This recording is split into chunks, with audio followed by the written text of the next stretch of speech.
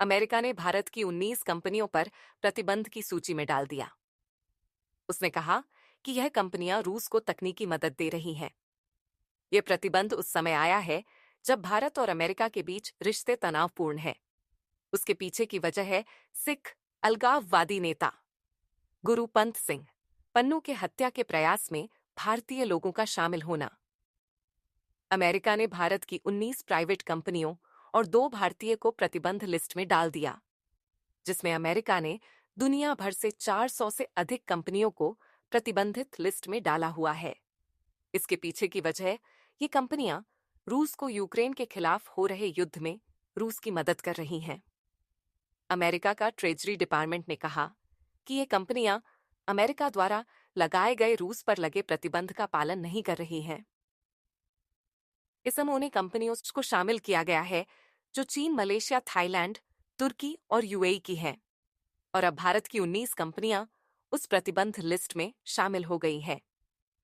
ये कंपनियां रूस को क्रिटिकल मटेरियल सप्लाई कर रहे हैं जो हथियार बनाने के लिए बहुत जरूरी होती है। इन मटेरियल्स में micro electronics, computer numerical control जैसे पदार्थों को शामिल किया गया है।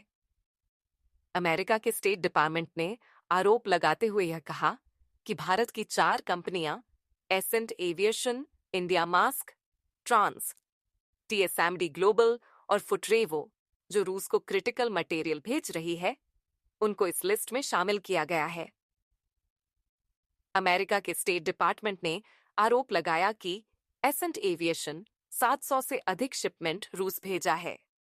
इसमें $2 लाख की कीमत का CHPL आइटम है।